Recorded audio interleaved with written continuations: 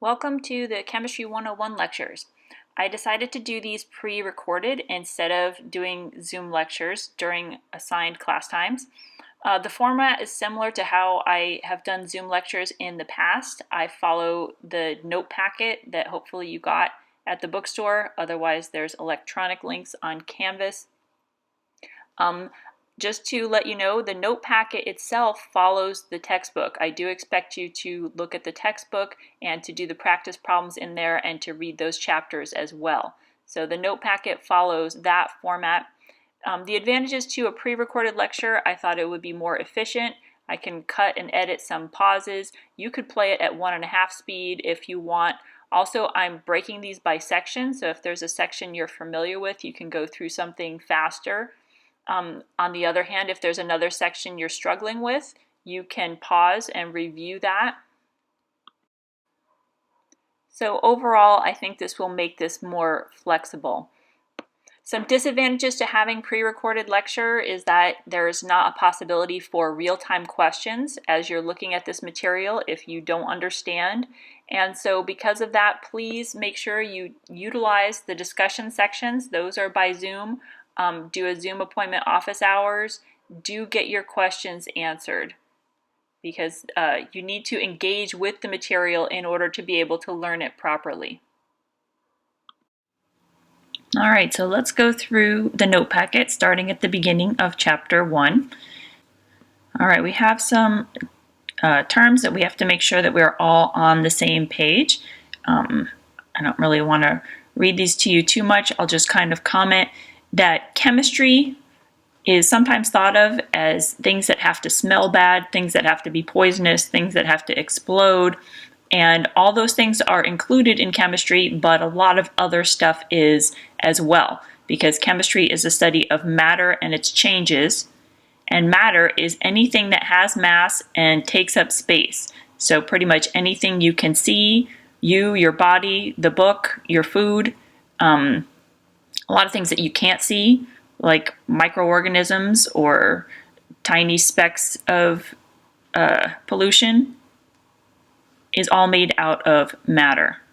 Okay, so I've listed a bunch of things that are made out of matter, from things that are really big to things that are really small. Thinking of something that is not matter is probably a little bit more difficult if you want to pause and try that. Okay, so here's some examples of things that I thought of that do not have mass or take up space. So things like energy, light, and then we get to things that are not made of matter but really matter, like imagination and love, but they do not take up space, nor can their mass be measured. So science is a tool. It's a method of acquiring knowledge about the world. Not everything about the world can be examined in a scientific manner, but a lot of matter and chemistry can. And the way that we do this is by noticing patterns and forming a hypothesis. Why is something always the way that we see it, the way that we observe it?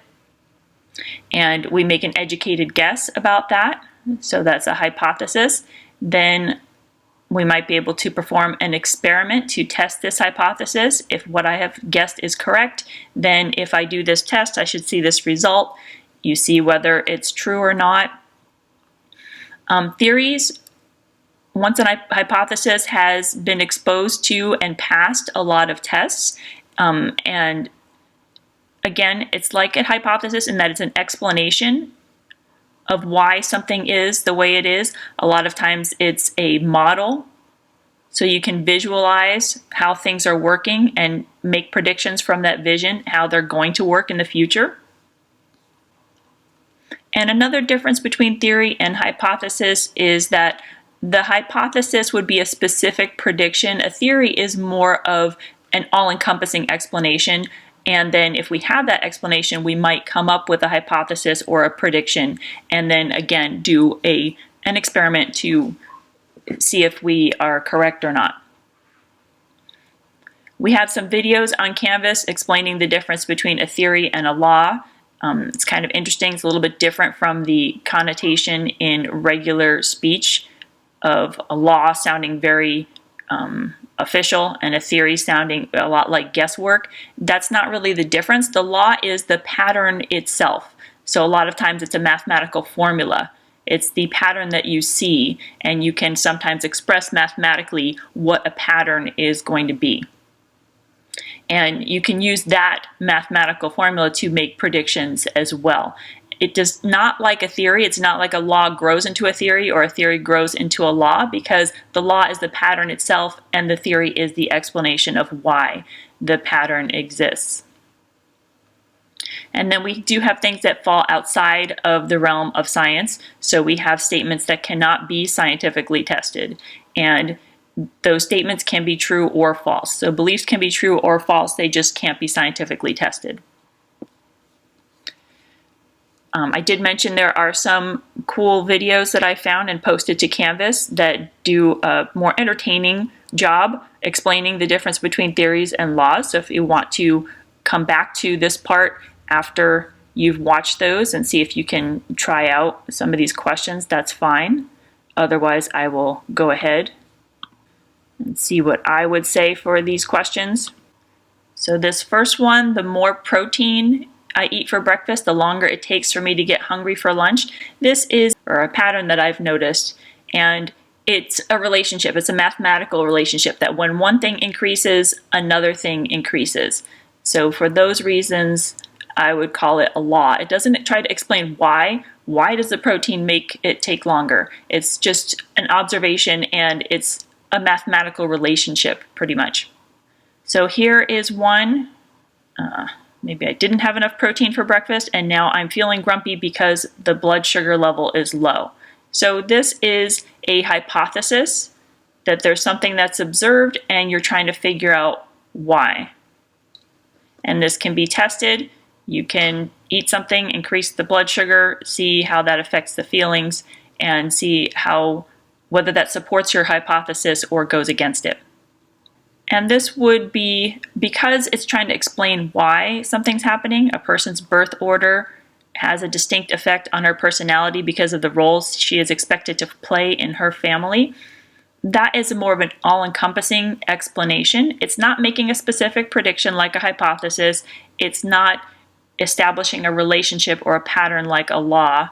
So this is a theory. It's trying to explain a lot of different personality effects, perhaps.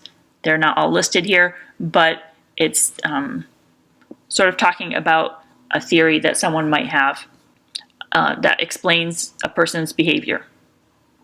And between these two, a hypothesis and a theory, both trying to explain why some things are happening. A hypothesis would be easier to disprove, partly because a theory has been tested before.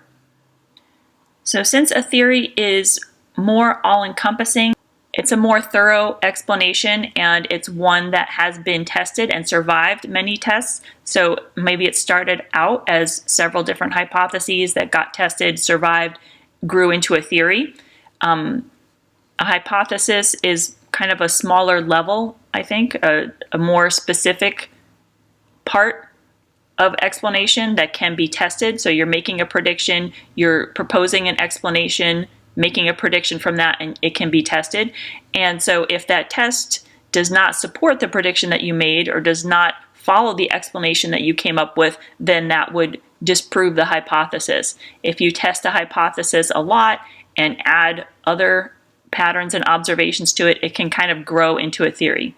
Theories can be disproved also. They have been disproved in the past, or sometimes instead of being disproven, if they do work in a lot of these scenarios and they've survived a lot of testing, then sometimes a theory just has to be expanded or modified so that we can make room for those exceptions. But the theory still works for maybe a lot of the time. And so a lot of times theories do grow and get modified, but sometimes they do get completely discarded.